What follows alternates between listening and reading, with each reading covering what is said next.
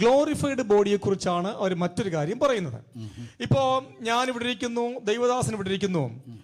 ഞങ്ങൾ രണ്ടുപേരും കർത്താവിന്റെ വരവിൽ നാം ശാരീരികമായ രൂപാന്തരം സംഭവിക്കും എന്നാണ് വിശുദ്ധ വേദപുസ്തകം 1 തെസ്സലോനിക്കർ ലേഖനം 4-ാം 16-17 വാക്യങ്ങൾ. പിന്നെ യോഹന്നാൻ സുവിശേഷം അതിന്റെ 14-ാം അധ്യായം 1 മുതൽ 3 വരെ വാക്യങ്ങൾ, 1 കൊരിന്ത്യർ ലേഖനം 15-ാം അധ്യായം 50 മുതൽ 56 വരെയുള്ള വാക്യങ്ങൾ. അപ്പൊ ഇവിടെ എല്ലാം നാം പരിശോധിച്ചാൽ നമുക്കൊരു രൂപാന്തരം സംഭവിക്കും. സഭയ്ക്ക് ഒരു രൂപാന്തരം സംഭവിക്കും. പക്ഷെ രൂപാന്തരം സംഭവിച്ചാൽ he will exactly look like him as we see him now. അപ്പൊ അതുകൊണ്ടാണ് ഉയർത്തെഴുന്നേറ്റ് യേശു കർത്താവിനെ ശിഷ്യന്മാർക്ക് തിരിച്ചറിയാൻ കഴിഞ്ഞത്. അത് മാത്രം, അദ്ദേഹത്തിന് ഭക്ഷണം കഴിക്കാൻ വരെ ഇവൻ കഴിഞ്ഞു, ഭക്ഷണം കഴിക്കാൻ കഴിഞ്ഞു. അപ്പൊ വേറെ പ്രത്യേകതയാണ്, ഇപ്പോ യേശു ക്രിസ്തു ഒരിക്കലും അടച്ചിട്ടിരുന്ന മുറിയിൽ മരണത്തിന് മുമ്പായിട്ട് കയറിപ്പോയില്ല. പക്ഷെ മരണത്തിന് ശേഷം ആ ബോഡിയുടെ പ്രത്യേകത എന്താണ്?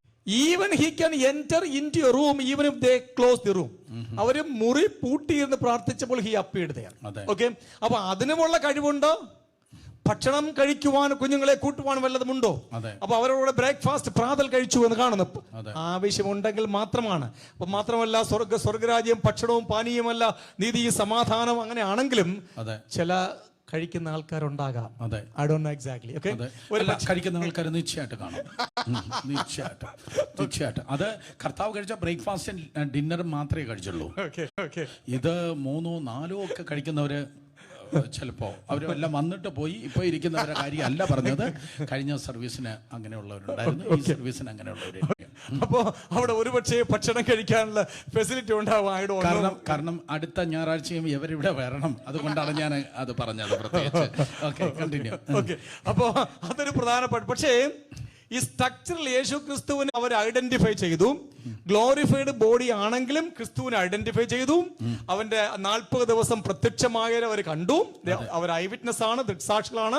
സ്വർഗത്തിലേക്ക് കരയേറിപ്പോയത് കണ്ടു. കാരണം എന്താ, 500 ആൾക്കാരുടെ മധ്യത്തിൽ, 500 ആൾക്കാരെന്ന് പറയുമ്പോൾ പൊട്ടക്കണ്ണന്മാർ ആരോടെ ഇല്ലായിരുന്നു എങ്കിൽ 1000-ൽ പരം കണ്ണുകൾ, ഒരാൾ 2 കണ്ണുണ്ടെന്ന് ഞാൻ അസ്യൂം ചെയ്യാം.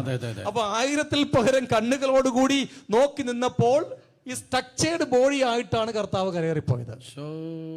1000 കണ്ണ്. അതെ, ഒരാളിന് 2 കണ്ണ്. അതെ, 1000 കണ്ണ് നോക്കിയിരുന്നപ്പോ 1000 കണ്ണ് നോക്കിയിരുന്നപ്പോ ഗ്രാവിറ്റേഷൻ ഫോഴ്സ് ഓഫ് ചെയ്തിട്ട് കർത്താവ് കയറിപ്പോയി.